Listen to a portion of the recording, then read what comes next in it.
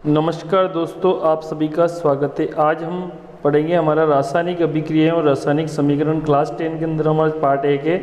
तो रासायनिक अभिक्रिया किसे कहते हैं? तो देखिए, जब कोई पदार्थ चाहे वह तत्व हो या यौगिक हो आपस में क्रिया करके नया पदार्थ बनाता है तो इसे रासायनिक अभिक्रिया कहते हैं। यानी कि जब भी कोई पदार्थ किसी अन्य के साथ क्रिया करके कोई नया पदार्थ बनाता है तो उसे रासायनिक अभिक्रिया कहते हैं, यानी कि केमिकल रिएक्शन कहते हैं। अब देखिए, कोई भी रासायनिक अभिक्रिया जो होती है तो उसमें क्रियाकारक किसे कहते हैं? देखिए, तो क्रियाकारक किसे कहते हैं? तो कोई भी रासायनिक अभिक्रिया में वे पदार्थ जो रासायनिक अभिक्रिया में भाग लेते हैं, यानी कि वे सभी पदार्थ जो रासायनिक अभिक्रिया को शुरू करते हैं वे अभिकारक कहलाते हैं, जिनको रिएक्टेंट भी कहते हैं। इन्हें हम इस तरफ लिखते हैं, यानी कि लेफ्ट हैंड साइड लिखते हैं, यानी LHS बाईं ओर लिखा जाता है। अगर क्रियाकारक की संख्या 1 से अधिक हो तो उनके बीच में प्लस का चिन्ह लगाया जाता है, और अगर उत्पाद भी 1 से अधिक हो तो उनके बीच में भी प्लस का चिन्ह लगाया जाता है और बीच में तीर का निशान लगाया जाता है। इस तरफ क्रियाकारक यानी कि अभिकारक, इस तरफ उत्पाद लिखते हैं। अब देखिए, आगे जो हम देख रहे हैं उत्पाद किसे कहते हैं या क्रियाफल किसे कहते हैं या प्रोडक्ट किसे कहते हैं? तो देखिए, वे पदार्थ जो रासायनिक अभिक्रिया के फलस्वरूप प्राप्त होते हैं, यानी कि रासायनिक अभिक्रिया में जो बनते हैं वे उत्पाद कहलाते हैं।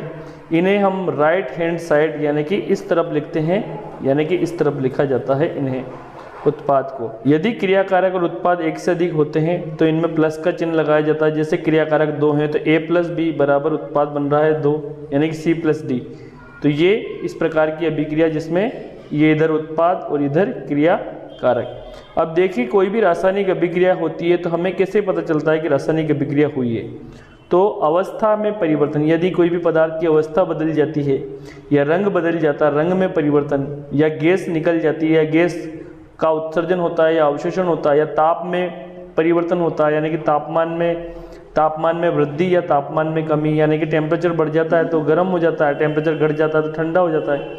तो इन तीनों चारों जो परिवर्तन को देखते हुए हम कह सकते हैं कि रासायनिक अभिक्रिया संपूर्ण हुई।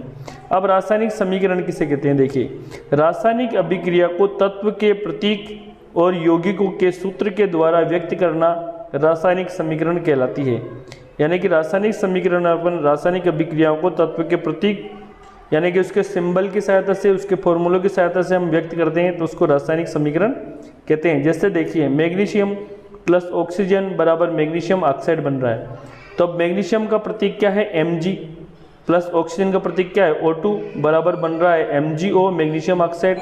अभिक्रिया को बैलेंस किया तो इधर 2 लगा दिया, इधर 2 लगा दिया, इधर 2 Mg, इधर 2 ऑक्सीजन, इधर भी 2 Mg, 2 ऑक्सीजन, तो मैग्नीशियम ऑक्साइड बन गया।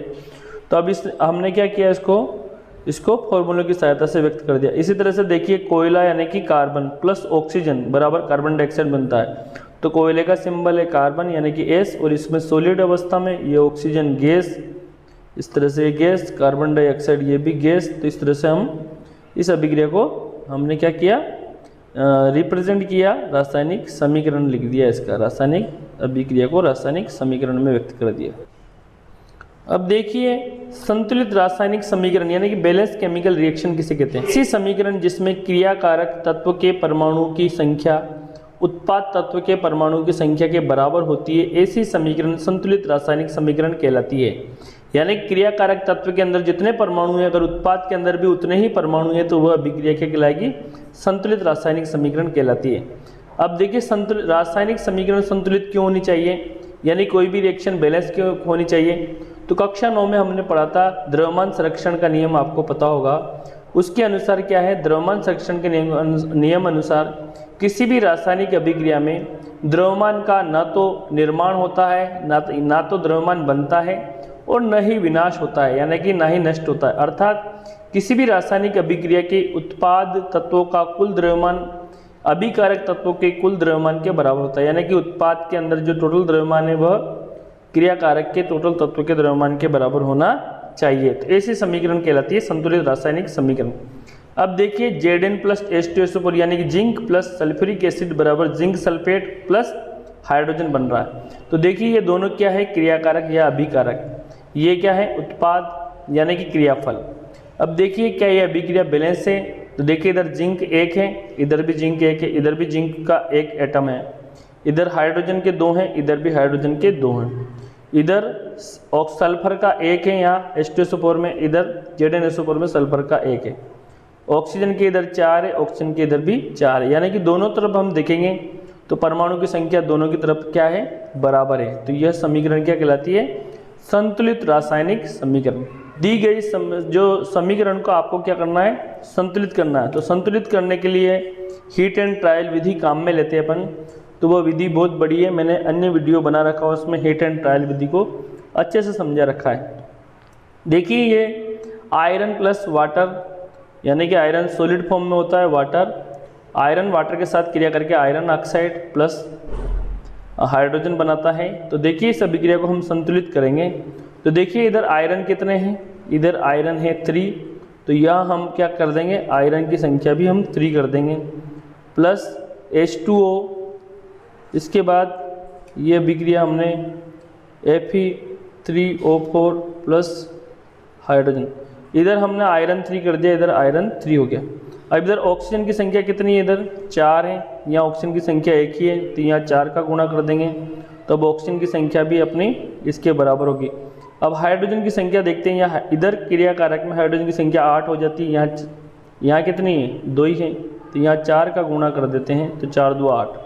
अब आपकी जो समीकरण है देखिए, इधर आयरन 3 है, इधर भी आयरन 3 है, इधर हाइड्रोजन 8 है, इधर भी हाइड्रोजन 8 है, ऑक्सीजन 4 है, ऑक्सीजन इधर भी 4 है, तो ये आपकी अभिक्रिया क्या हुई, संतुलित होगी। तो देखिए हीट एंड ट्रायल विधि द्वारा अपन रासायनिक समीकरण को संतुलित करते हैं। इसके लिए मैंने वीडियो बना रखा है अलग से, उसको आप देख सकते हो। अब देखिए किताब के बीच की प्रश्न अपने कुछ उनको सोल्व करते हैं। तो देखिए पहला प्रश्न है, वायु में जलाने से पहले मैग्नीशियम रिबन को साफ क्यों करते हैं अपन, क्योंकि मैग्नीशियम के ऊपर ऑक्साइड की परत जमा हो जाती हैं, यानी कि मैग्नीशियम ऑक्सीजन के साथ क्रिया करके MgO यानी कि मैग्नीशियम ऑक्साइड बना लेता है। तो जब वो ऑक्साइड की लेयर जमा हो जाती है उसके रिबन के ऊपर, तो वो अच्छे से जलता नहीं है, तो इसलिए हम क्या करते हैं, उस परत को उसको जलाने से पहले उसको हटाया जाता है। तो Mg ऑक्सीजन के साथ क्रिया करके मैग्नीशियम का ऑक्साइड बनाता है, इस ऑक्सीजन को रिमूव करने के लिए हम उसका जो सरफेस है उसको साफ करते हैं। अब देखिए हमें कुछ समीकरण हैं उनको संतुलित करना है। तो देखिए हाइड्रोजन प्लस क्लोरीन बराबर हाइड्रोजन क्लोराइड, तो निम्नलिखित रासायनिक अभिक्रिया के लिए संतुलित समीकरण लिखिए। तो देखिए हाइड्रोजन का जो सिंबल है वो है H2 प्लस क्लोरीन का सिंबल है Cl2 बराबर जो बनेगा इसमें hydrochloric acid HCl, hydrogen chloride भी कहेंगे इसको।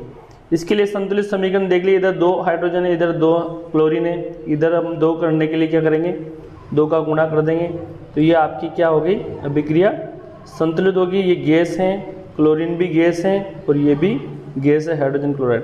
अब दूसरी रिएक्शन देखिए, barium chloride plus aluminium sulphate, barium sulphate plus aluminium chloride. तो इस अभिक्रिया को, तो बेरियम क्लोराइड का सिंबल है, इसका फॉर्मूला है BaCl2 प्लस एल्यूमिनियम सल्फेट का फॉर्मूला है Al2 होल SO4 की थ्राइज, यानी कि aluminium sulphate Al2 whole SO4 thrice. अब इस अभिक्रिया में बेरियम सल्फेट का फॉर्मूला है BaSO4 प्लस एक और बन रहा है इसमें एल्यूमिनियम क्लोराइड, तो इसका फॉर्मूला है AlCl3। अब देखिए इस अभिक्रिया को हमें क्या करना है, संतुलित करना है। तो संतुलित करेंगे अपन, ध्यान से, इधर एल्यूमिनियम की संख्या 2 है, इधर एल्यूमिनियम की संख्या कितनी है, 1 ही है, तो एल्यूमिनियम की संख्या को हम बराबर कर देते हैं, इधर तो 2 का मल्टीप्लाई कर दिया अपनों ने। अब इधर देखिए क्लोरीन की संख्या इधर कितनी है, 3 2 6, तो यहाँ क्लोरीन की संख्या कितनी है आपके पास, 2 ही है, तो इसको 6 करने के लिए 3 का मल्टीप्लाई करेंगे, 3 2 6। अब बेरियम देखिए, बेरियम की संख्या इधर कितनी है, 3 है, यहाँ बेरियम की संख्या आपके पास 1 ही है, तो इस पे 3 का मल्टीप्लाई करने पर ये बेरियम भी बराबर हो जाता है। अब देखिए एल्यूमिनियम इधर 2 है, इधर भी 2 है, सल्फेट SO4 इधर 3 है, इधर भी 3 है, SO4 भी बैलेंस हो गया आपका, Ba इधर 3 है, इधर Ba भी 3 है, और Cl इधर 6 है, इधर भी 6 है, तो आपकी अभिक्रिया ये क्या हुई, बैलेंस। अब देखिए अगली रिएक्शन है सोडियम। सोडियम का सिंबल आपको याद होना चाहिए, Na है, ये सॉलिड फॉर्म में होता है, प्लस वाटर का जो फॉर्मूला है H2O है, बराबर देखिए यहाँ क्या बनता है, बराबर बनता है सोडियम हाइड्रोक्साइड यानी कि NaOH, क्योंकि ये पानी के साथ विलय है तो इसको एक्वस लिखेंगे अपन NaOH। इसके बाद क्या बनता है यहाँ पे, हाइड्रोजन। तो ये अभिक्रिया आपकी। अब देखिए इधर NaOH, तो देखिए Na, इसको अपन बैलेंस करेंगे तो देखिए यहाँ पे 2 कर देते हैं, यहाँ पे भी 2, तो यहाँ हम हमारा हो जाएगा 2Na 2O 2O और H और 2 हाइड्रोजन ये इधर निकल जाएंगे। तो आपकी अभिक्रिया ये क्या हो गई, बैलेंस हो गई। अब देखिए आगे हम इसको सोल्व करते हैं। निम्नलिखित अभिक्रियाओं को उनके अवस्थाओं के संकेतों के साथ संतुलित रासायनिक समीकरण लिखिए। यानी कि अवस्था भी लिखनी है और उसको संतुलित रासायनिक समीकरण भी अपने को लिखनी है। तो जल में बेरियम क्लोराइड, यानी कि बेरियम क्लोराइड का फॉर्मूला क्या है, BaCl2 और एक्वस यानी कि जल में है ये, यानी कि पानी के साथ घुला हुआ।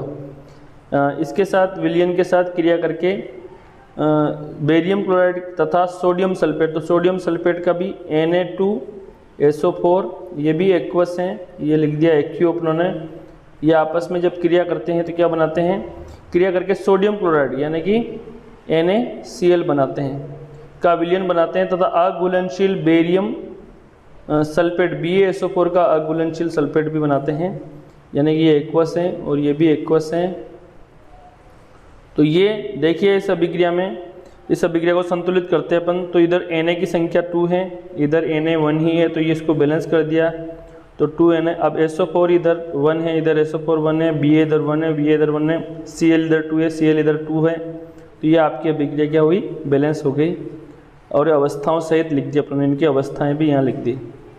और देखिए अब दूसरी रिएक्शन है सोडियम हाइड्रोक्साइड का जलीय विलयन। तो सोडियम हाइड्रोक्साइड का फॉर्मूला NaOH और ये इसका जलीय विलयन एक्वस का जलीय विलयन जल में, यानी कि जलीय विलयन है ये सोडियम हाइड्रोक्साइड का जलीय विलयन जल के अंदर है हाइड्रोक्लोरिक अम्ल के जलीय विलयन के साथ। किसके साथ क्रिया कर रहा है, हाइड्रोक्लोरिक अम्ल का जलीय विलयन, ये भी एक्वस है। तो दोनों के साथ क्रिया करके, अभिक्रिया करके सोडियम क्लोराइड यानी कि क्या बनाता है, सोडियम क्लोराइड यानी कि NaCl, इसका क्या बनाता है, जलीय विलयन बनाता है, प्लस क्लोराइड का जलीय विलयन बनाता है तथा जल बनाते हैं। जल का मतलब H2O आपको याद है लिक्विड फॉर्म में, तो L कर देंगे अपन इसको। ये अभिक्रिया बैलेंस है कि देखिए Na इधर 1 टाइम, Na इधर 1 टाइम बराबर, ऑक्सीजन इधर 1 है, ऑक्सीजन इधर भी 1 है बराबर, हाइड्रोजन की संख्या 1 और 1 2, तो हाइड्रोजन की संख्या भी 2 है, Cl की संख्या 1, Cl की संख्या 1। तो ये आपकी अभिक्रिया को ही क्या हुई, बैलेंस हुई। तो इस प्रकार हम इन बैलेंस रिएक्शन को भी बैलेंस कर सकते हैं, यानी कि असंतुलित रासायनिक समीकरण को संतुलित कर सकते हैं। अब हम अगले वीडियो में रासायनिक अभिक्रियाओं के प्रकार को पढ़ेंगे। Thanks for watching.